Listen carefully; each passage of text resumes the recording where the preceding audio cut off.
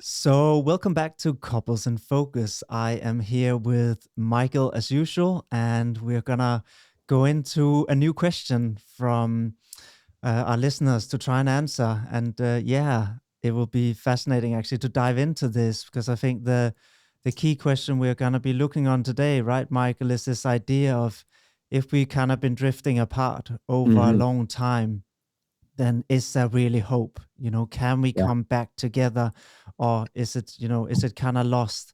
Yeah. Which is a big and difficult question, right? Because there's a lot of emotion attached to that question.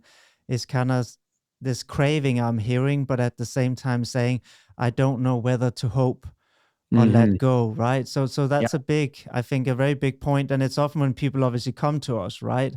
That's When right. they're at this stage and they are not really sure, because not a lot of people come when it's a bit annoying and they're thinking something is a bit off. They Yeah. normally come at that end, right?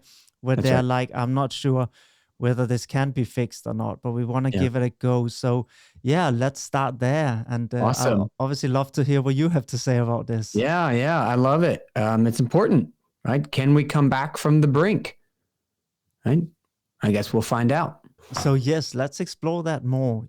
Can we come back from the brink? And again, I think like in the last episode, we started by saying, "Hey, it's not black or white; it's more gray, Hmm. right?" And there's not a right or wrong answer here. I think what just came up as we kind of posted this question, my first thought was, well, it depends. Right, Hmm. because if we are saying we have drifted apart over a long time, like two little islands, right? Hmm. And the ocean in between has gotten bigger and bigger.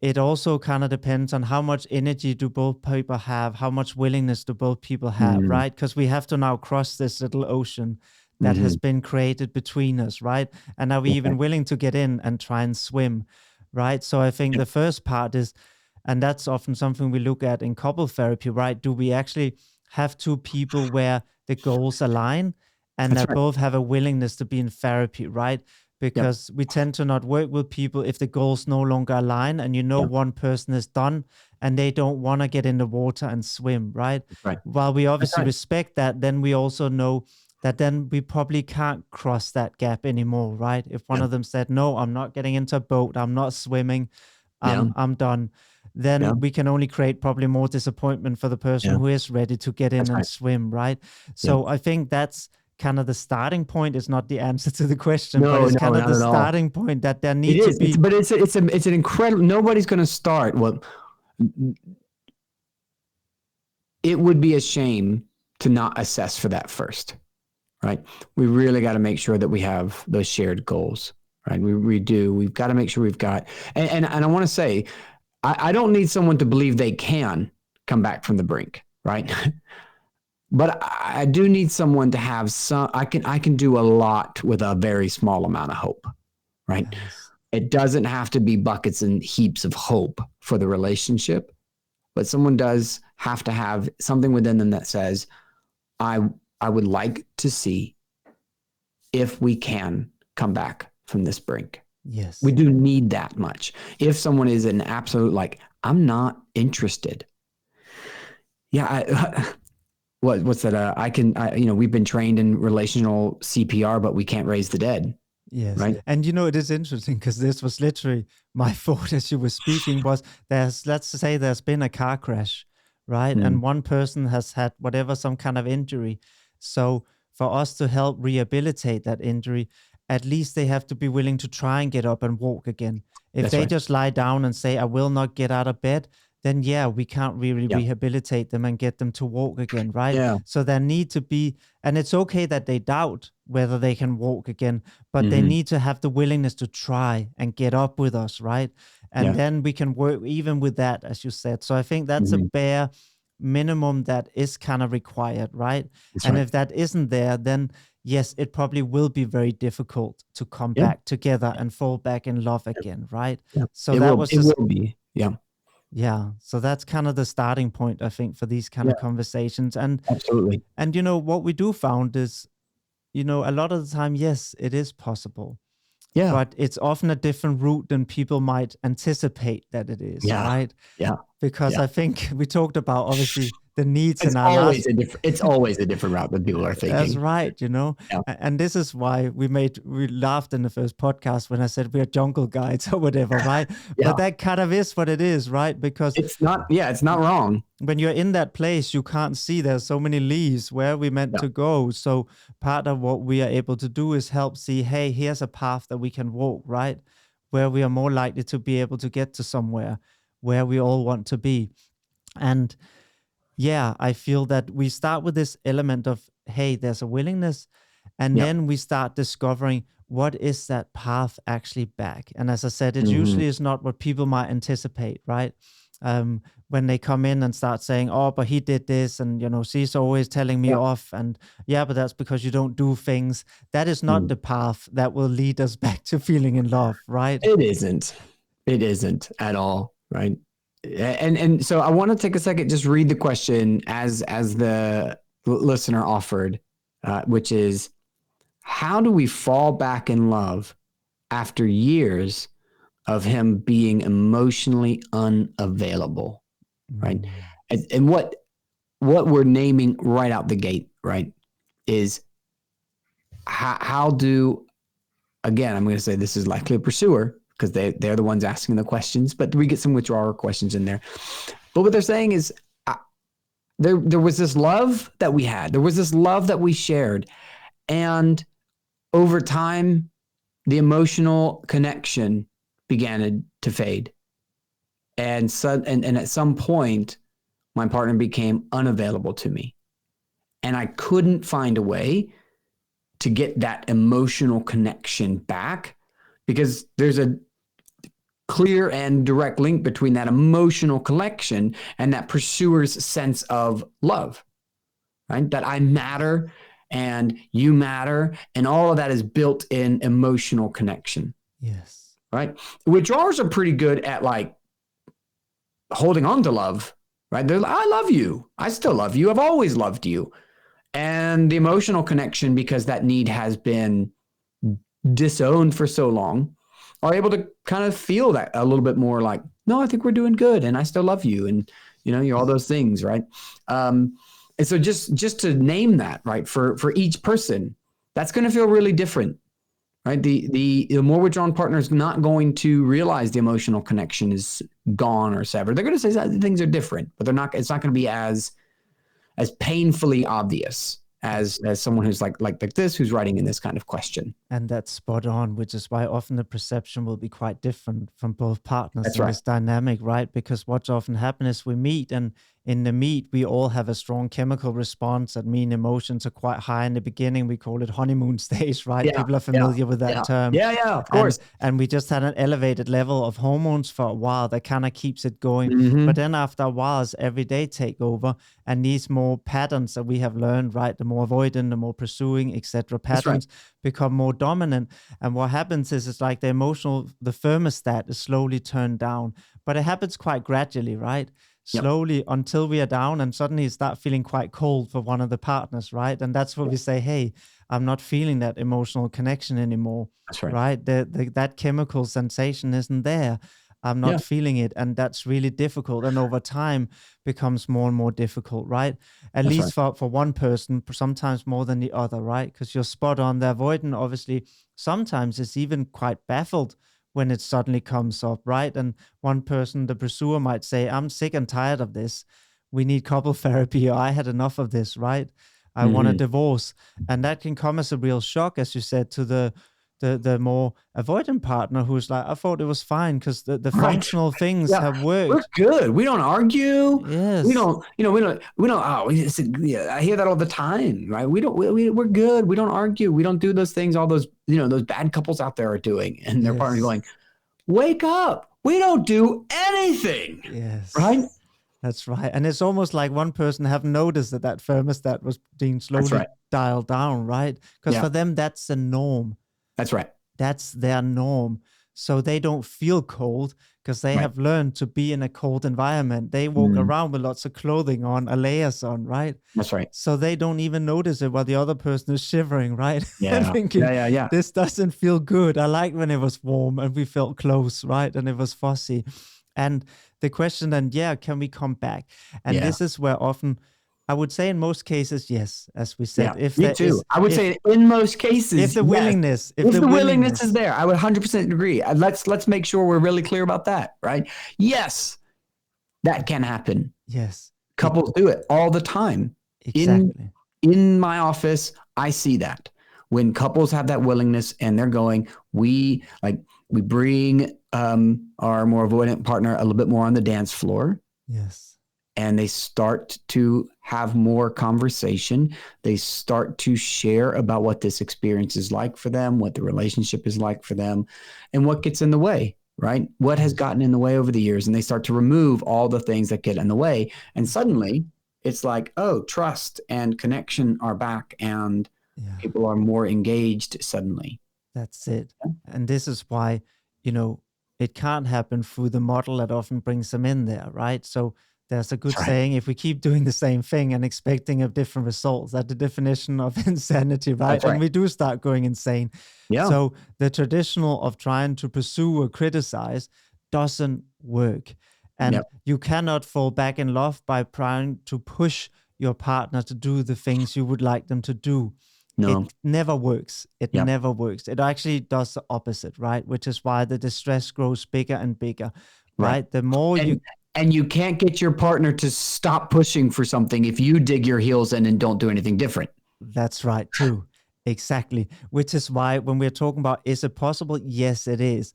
But we have to change the way we make meaning out of what happens, the way we respond to what happens, right? That essentially also would change how we feel about what happens, right? Which is obviously part of what we do to try and bring people back together. And I think this is what I love so much about EFT. What really compelled me to it was that it wasn't a couple therapy model that was focused on the logical solutions, right? Because often people come in and they want the logical solutions. How can we get from A to B, from disconnect to feeling in love again, right? And then we talk about, we can make these compromises. Again, it doesn't work long term because it's negating the underlying needs that are not being responded to and met and haven't been for a long time, right? So we can't fall back in love purely through logical solution-orientated approaches, right? And we also know even trying to change behavior without changing the underlying processes that motivate that behavior also doesn't work, which is why, yes, CBT has its place, but often it doesn't work very well long-term for a lot of issues exactly for that, because it's focused on behavior, right? And if we only targeted behavior alone, and this is why when you chase your partner and say, you have to change these behaviors, it tend to not work, right? Or if you, like you say, are docked in and say, I won't change behavior. Yes, that doesn't work. Then we get stuck in these loops, right? That's right. Yeah. And it's not because people don't know what to do, right? And anytime I'm working with a couple and I say, should you yell at your partner? I've never heard a couple say, yeah, that's a great idea, right? Should you call your partner names? Yeah, it's immediate. No, we shouldn't do that. Okay. Do you do those things? Like, does that happen from time to time? And they're like, yeah, of course we do. Right. You know, you shouldn't, and you do. So then I'll say, should you, would it be helpful to your relationship to acknowledge the things your partner does that you really enjoy, or even acknowledge the small things they do just to be helpful, like even the washing up? Would that be helpful? And they go, yeah, that would be helpful, right? Would it be helpful to have a date night scheduled, right? Once a month, once a week, right? Some kind of rhythm for an intentional time to connect. Would that be helpful? And people will go, yes, that would be helpful, right? They're looking at me like I'm being stupid, but what I'm doing is drawing a point. And I'll say, so what you're telling me is you really actually know what to do and what would be helpful, and you know what wouldn't be helpful. And what I hear you saying is we get stuck doing the things that we know aren't helpful. Yes. And we don't do the things that we know would be helpful. Yes. Right. So that means me telling you what to do has no bearing on whether or not this is really going to work well. Yes. Because you already know what to do. And I deeply believe that about humans. What we really want to do is, hey, how can we help you have more access to the things you already know would be helpful? That's right. So spot on. And I also think even when we're having this conversation, it's important to even start with a framework of what is this love? We talk about Mm. love, right? How can we fall back in love is often the expression used in Yeah, yeah. English, right? In love. And then we often have this model, and I certainly blame Hollywood to a big degree for Ah, for giving us this model, right? Of everlasting happiness and high chemicals and yeah. excitement and tension and all this stuff as a framework of love. Yeah, the That happily ever after, which I yes, do, I believe in as a, oh, God, as like a, as like a title, yes, but not as a definition of each and every chapter along the way. yes. Does that make sense? Absolutely it does. And this is where I think that the association that love is high emotional intensity often Mm, gets us lost, which yeah, is why I wanted to talk about this, yeah, right? yeah, Because yeah, often yeah, we yeah. have the association that love is about high emotional intensity, That's right? right. And then we That's almost right. seek it like any drug, right? And Yeah, that's literally what it is. It's like I, a drug addiction, I getting the would. high that eventually will crash and then get the Yeah. high, right? And and to be honest, that's the cycle that often is seen in abusive relationships is as Mhm. very high intensity, That's right. then abuse, and it actually create an addiction in the person exposed to it, right? Which is why they tend to keep going back as well. It's That's right. very difficult to move away from that. And and the reason I'm saying that is I think we need kind of a new framework to even know where is it we are going. If we don't Yeah. actually have any idea, no map of where we're going, it's Right. difficult to find your way back when you got lost, right? Yeah. Yeah. Yeah. And I think the core framework for love actually is safety. Yeah. And I think so that's where we need to start. Yeah. And I'm not saying there's anything wrong with feeling intensive emotions, strong emotions. Of course, it Yeah. can Yeah. feel Yeah. wonderful. That's There's not, but great. it's not the foundation. And Right. it's built upon a foundation of safety. And this is where, again, it's helpful to go back to the model of children who grow up, right? Who feel confident, who feel self assured, who feel safe. Is that what is it that created that framework? We know kids are more likely to go explore the world and be confident if they know there's a safety to fall back on, that when they can come back to their parents, parents will respond to them, right? Will be Yeah. there, will attune, will support them when things doesn't go right or they're overwhelmed. Yeah. And this come back to, again, part of what makes them flourish and feel love is knowing that there's safety, That's right. So right? I love listening as you're talking about this because it's just like, oh, here's a fun analogy that's just flying into my head. Because I remember the very first time I held my wife's hand. I was a teenager, right? I would have been 14 years old, and I was sweating, right? It was so exciting. It was big and it was amazing. And I was in ninth grade and she was a senior, and I was like, I'm cool. Check this out. And she's awesome. So she wants to hold my hand. This is amazing, right? Okay, it doesn't quite do the same thing anymore, right? But I love holding that woman's hand still. And I love walking down the street holding it, but it doesn't do the same thing, right? It's actually something very different. And I like this analogy I'm going to use. That love is a lot like skydiving. The initial, like, out of the plane and into the sky is super fun. If you've ever been skydiving, my wife gifted me skydiving one time for my birthday, but she really gifted it to us. She got it for both of us. We both went. She really wanted to do it, so she took me for my birthday. I was like, this was not for, I mean, I loved it, but this was for you. But when you jump out of the plane, right, there's this rush and it's amazing. And you're like, this is the most fun I've ever had in my life. And it's a bit terrifying and woo, right? Okay, falling out of a plane without a parachute is only terrifying and not fun, right? It's only the safety net of skydiving that makes even that first part fun. It's the fact that I know I can pull this cord and this thing's going to pop up and I'm going to land safely and soundly. When I hold my wife's hand today, it doesn't send sparks. It doesn't send all, but it does give me a sense of being known And that no matter what I'm walking through in life, this is the one that I'm holding. Like this is a person. It's really emotional because she is my parachute, right? She is the thing that makes me feel safe. She is the thing that says, I'm not going to crash and burn because we're going somewhere together. We're doing something together, right? That level of safety, that level of significant other, I can hold her hand and her hand says, I'm here. And it says, it doesn't matter where we're going because we're going there together. And we don't always have to have the end in mind, right? And that love, that for me, right? If someone says, what is love? What is love in your relationship? It's not sparks. It's not like, it is the ultimate safety that says, I'm going to be okay because we're going there together. Yeah, it's beautiful. Beautiful story. Thank you for sharing, Michael. Yeah. And I think that really hits home because it's very felt, right?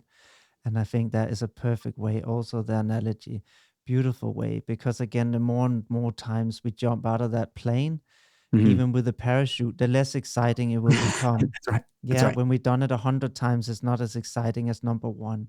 That's right. But the fact is, what you're saying is, hey, it's a parachute.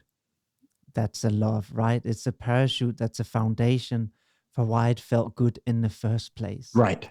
And that is what gets lost, that when they come into our office, right, in couples therapy, they no longer feel there is a parachute anymore, right? That's right. So that's right.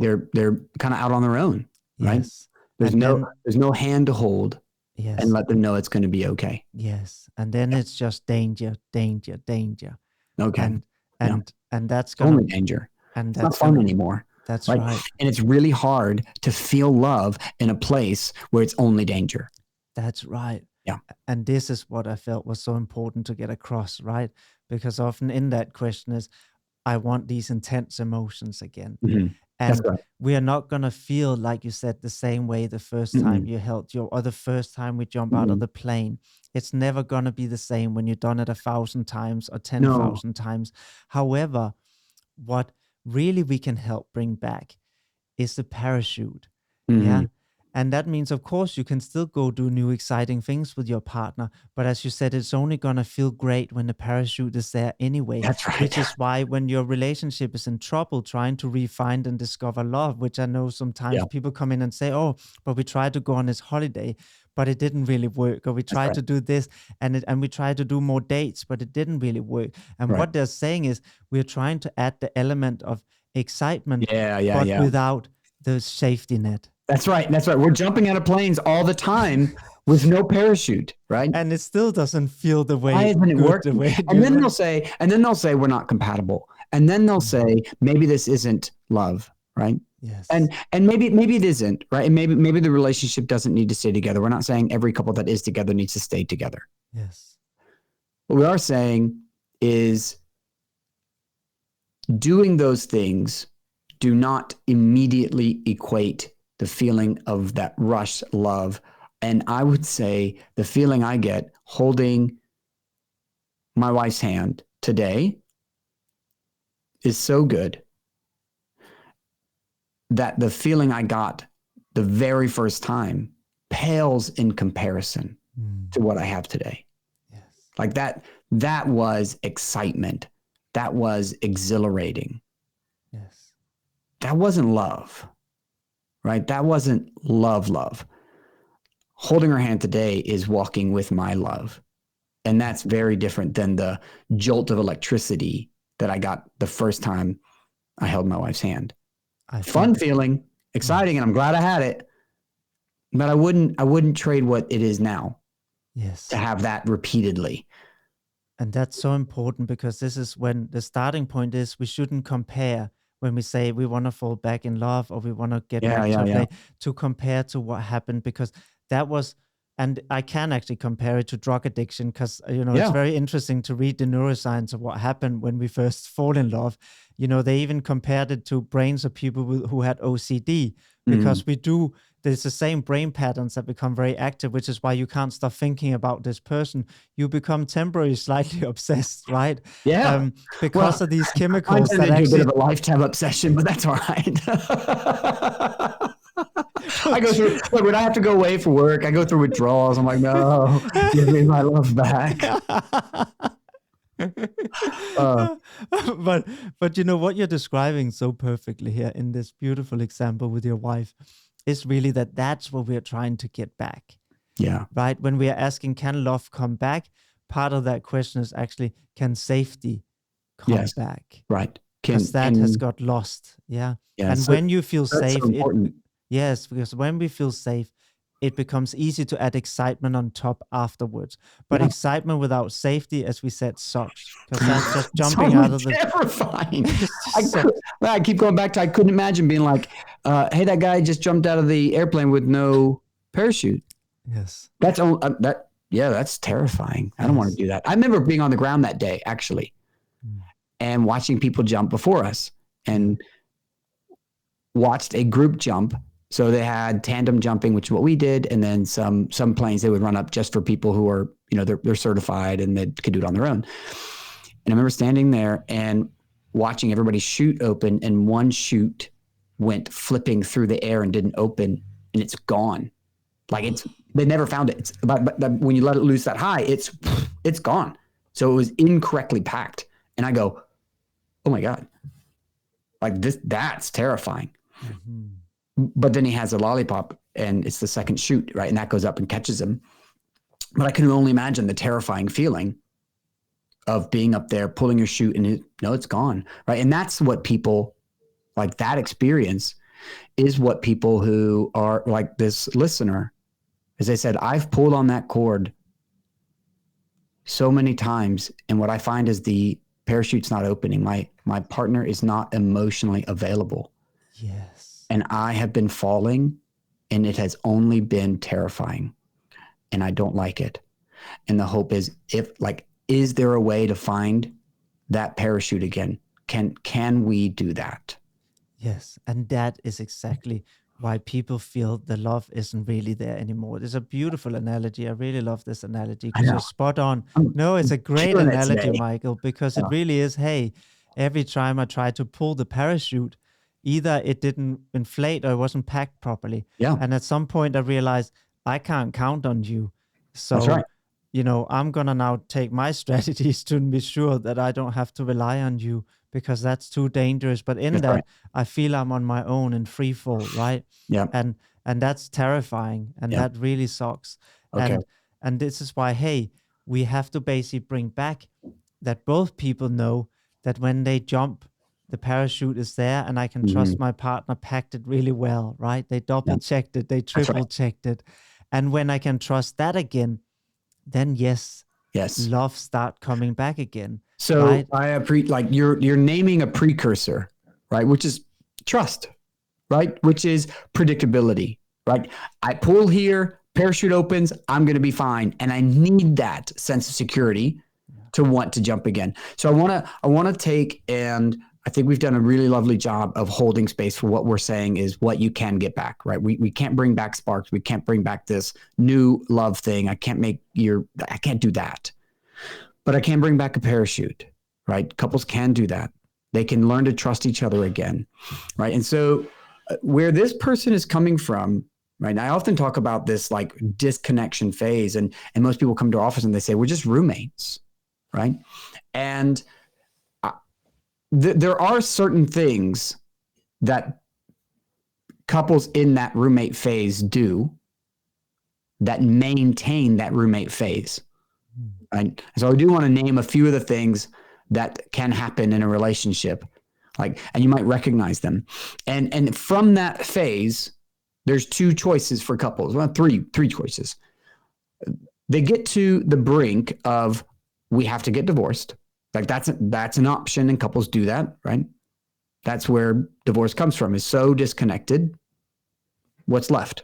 Okay, we're done. That's an option. Some people live as roommates for the remainder of their life, right? They go, that's it. This was their shot, and they don't want to get a divorce, but they maintain a sense of, and they have separate lives, separate friends, and they just kind of come and go. And that is an option. Not really one that I love, but it is an option. And then the third option is to name it and change it, right? And then to work on bringing them back to a deeper, more connected sense of safety, right? But what people can often do to keep them in that phase is nobody makes the first move, right? Because generally by the time you've gotten here, somebody's made a lot of moves, right? But if that's where you are today, if you're in the roommate phase, if what you said at the beginning, right? If we always do what we've always done, we'll always get what we've always gotten. Mm-hmm. It won't change. And so as long as the elephant in the room is avoided, which is what happened to us, right? What happened to our trust? What happened to our relationship? Where did it go? If we can't begin to name that and we just avoid it, right? And we start walking around the elephant and nobody really wants to say anything or do anything about it. If there's no conversation held about it, there is no way out of it. Yes. Right?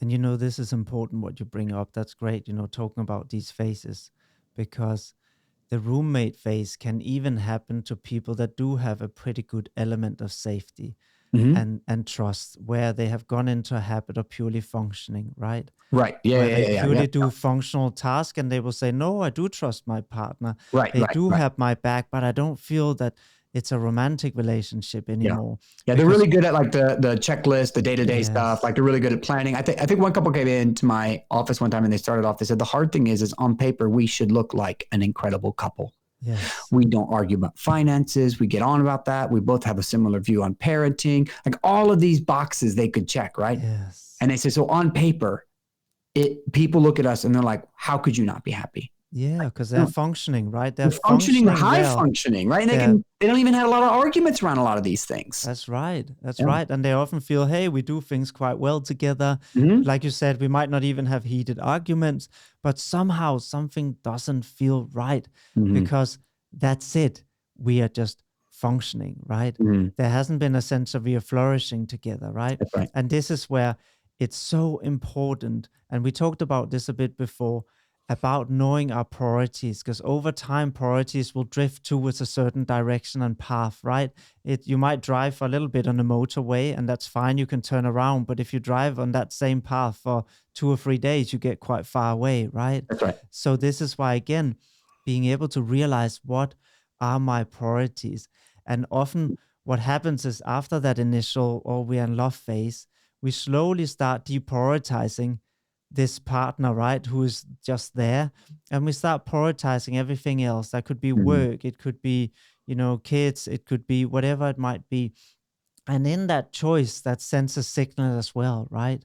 A continuous signal, as we said, sent over and over again, eventually becomes big, right? Even if it's a small signal in the beginning. So that signal of deprioritizing over time will start creating a disconnect, even if you're high functioning and do really good things together, don't argue, right? Slowly you will feel very disconnected.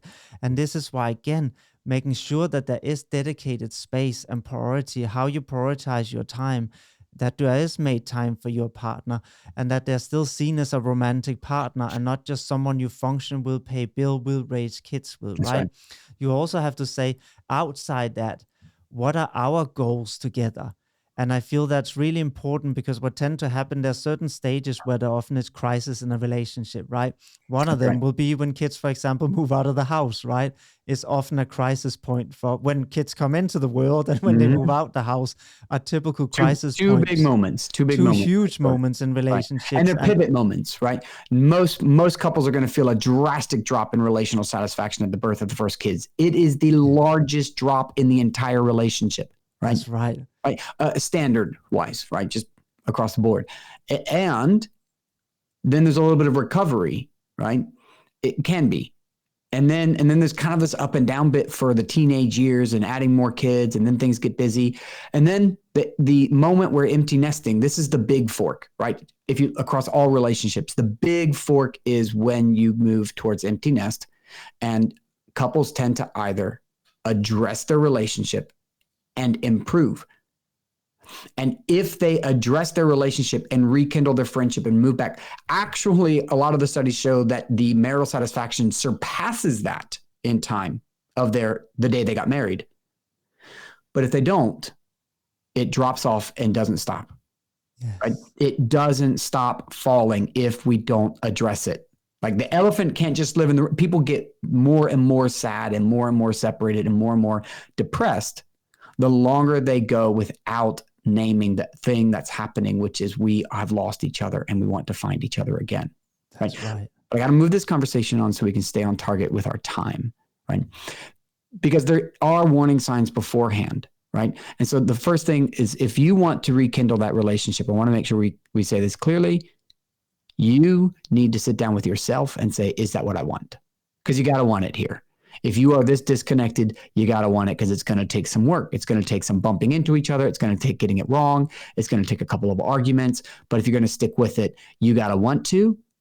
And then you got to check in with your partner if they want to. Hey, this is a really disconnected relationship. Hey, we're both really lonely. It's not lost on me. We're roommates now. I want to work on this. I want to be close to you again. I know that's a two-way street. I know that's going to take both of us. I would like to do the work. Do you want to do it as well? Do you want that? And you both have to be on board here. Yeah? All right. So if you want to start recovering, you've got to have the conversation. You've got to name it, right? In a collaborative and curious.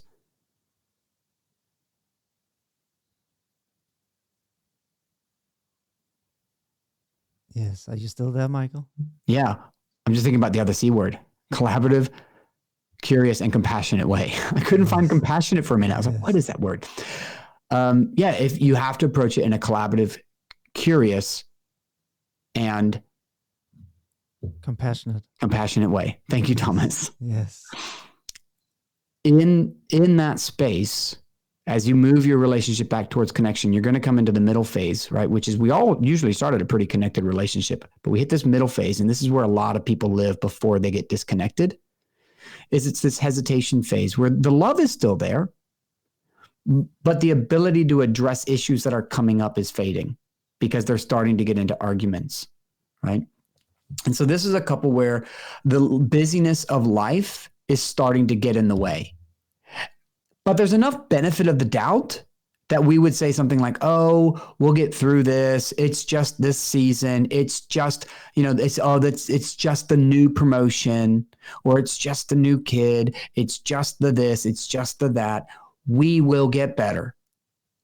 And what's really interesting in this, Michael, and then I'll send it back to you because I know it's fascinating when you talk about these phases. I feel this is often the phase where it starts becoming a bit more dangerous to risk.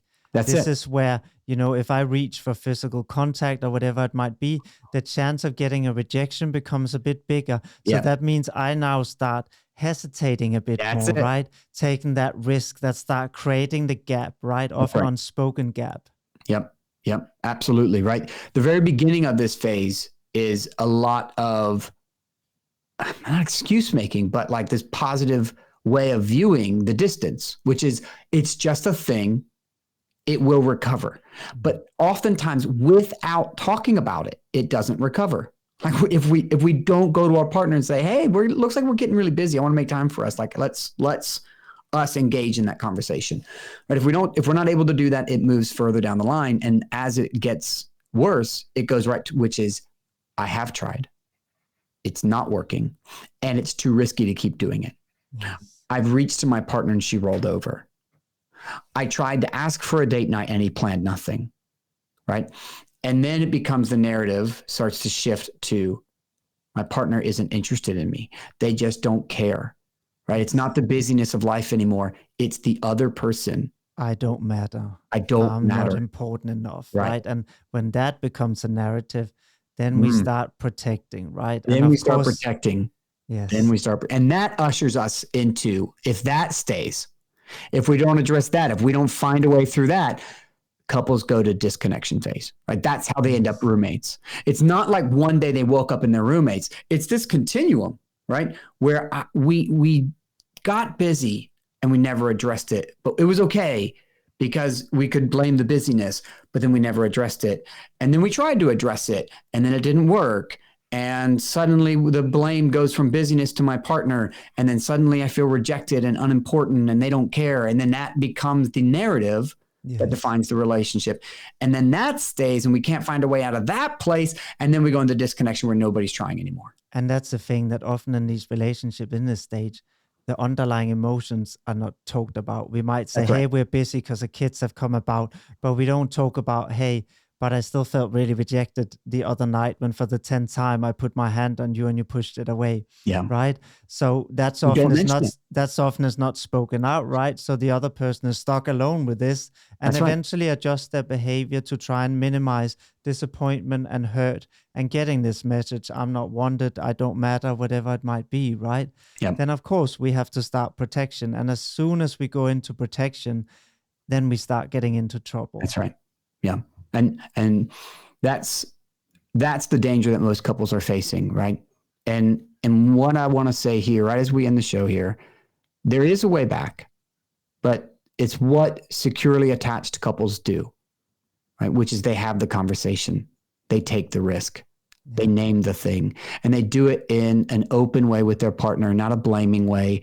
They come and their partner responds, right? It is when I reach for you and you respond to me, then I can build trust and safety, right? And so we should probably spend some more time talking about reaching and responding. That's really important.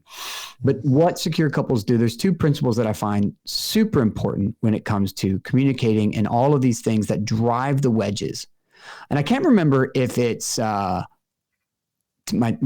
two favorite Rogers, right? Carl Rogers or Mr. Rogers, who said this, but it's one of the two, which is fine because Mr. Rogers and Carl Rogers, they're both like genius humanists, right? They really deeply believe in people, but they said, whatever isn't mentionable isn't manageable, right?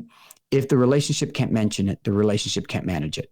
And if it can't manage it, it's going to drive a wedge and you're going to move towards disconnection, right? Yes. We have to mention it.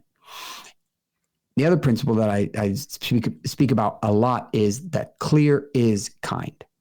Sending a clear message to your partner is the kindest. Even clear is hard at times, but it's way kinder to be clear than it is to be shrouded in mystery and blame and criticism. Yes. So that's what couples who are working on getting that love back, that's what they come to us to do. They come to us to learn how to mention these things with each other in a clear and kind way so they can begin to put that parachute back on, so to speak, right? Yes. And start doing those things, but doing them in a way like they're doing the date night and the date night feels better, right? Yes. And then things like, couples that the calling when I'm late for work thing happens a lot, right? And then you find partners start calling and they say, hey, I'm running late at work. And that means a lot. And it's pretty consistent. And then they come home and they're engaged and all these things. And so trust is there. And then they forget to call and the partner goes, but that's okay. Because I don't now think you don't care about me. I think you got caught up in a meeting. Yes. Like it shifts the way I experience even a bad thing that brought me into therapy. It now shifts how I experience it from he doesn't care to he probably got caught up in a meeting. Yes. And this is because you mentioned secure attached couples, right? And how they can navigate this. And this is a big piece of it that you mentioned now is that they tend to have positive anticipations. That's right. While the pursuer often will anticipate, oh, he will not be there, so therefore I'm gonna turn up the volume because he will listen, right? And the other person anticipate, oh, I'm gonna get it wrong anyway, or I will be blamed or criticized. So they say, I'm gonna get away from this because that feels really horrible. The fact is that secure couples tend to anticipate a positive response and they anticipate the best in their partner. As you just said, they anticipate there probably is a good reason. They wouldn't go straight to the narrative, oh, they don't care about me. They would probably go to the narrative, oh, my partner's mobile phone might run out of battery. So they will have an interpretation that is not about them or people not wanting to respond to them because they anticipate the world in general is kind. Want to respond to them, right? Yep. And of course it's hard, we never had a framework for how this looks like, but that is a basis of why they're able to resolve conflicts quite easily. That's right. Because they have a positive expectation and interpretations of the events that happen, right? They don't feel bad about themselves if they made a mistake.